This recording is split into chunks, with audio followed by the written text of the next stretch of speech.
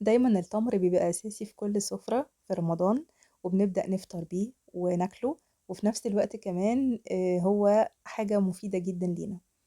بس طبعا حبيت أغير فيه شوية، أغير في شكله، بيبقى حاجات مقبلات حلوة جدا على السفرة. ممكن كمان بعد الفطار لما بنزود له بقى شوية شوكولاتات، شوية حاجات مختلفة كده.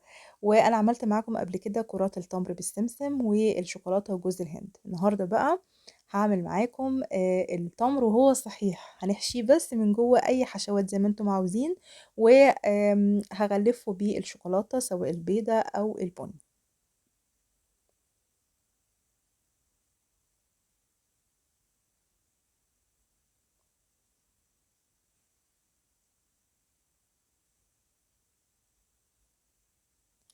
طبعًا زي ما أنتم عارفين إن التمر من الأساسيات، يعني ممكن طول السنة ننساه، لكن في رمضان استحالة، ده هو أساس الأكل عندنا أو أساس بهجة رمضان. وطبعًا زي ما قُلت لكم في طريقة تقديم، طرق تقديم مختلفة منه زي ما أنتم شُفتوا في أول الفيديو.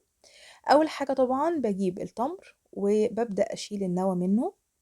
بُصّوا بقى الكمية اللي أنتم عاوزينها زي ما تحبوا، هو بيبقى موجود في التلاجة طبعًا، بس لازم أهم حاجة يتغطى عشان ما ينشفش مننا ويبقى يعني جامد علينا كده واحنا بناكله. فدلوقتي بقى ببدأ أفتح واحدة واحدة وأطلع منها التمر من النوى من التمر. وخلي بالكم لو في أي سوس من جوه أو نقط سودا أو كده تترمي على طول لأنها بتكون بايظة. طبعا التحضيرة بتاعتي زي ما قلت لكم أي حشوة زي ما تحبوا. ممكن حشوة مكسرات، ممكن حشوة كريمة، اللي انتوا عاوزينه طبعا. وده الستيك اللي هقفل بيه بعد ما أحشي التمر من جوه.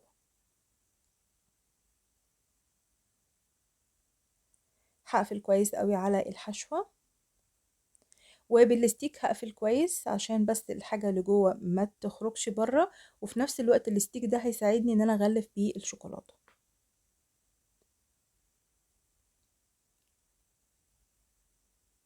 طبعا هغلف كل الطبق اللي انتوا شايفينه ده قدامكم. الموضوع ده ما بياخدش وقت خالص، هي بس اهم حاجة الشوكولاتة البيضة والبني تكون يعني جاهزة معانا. وهبدأ اغلف بقى التمراية من جميع النواحي.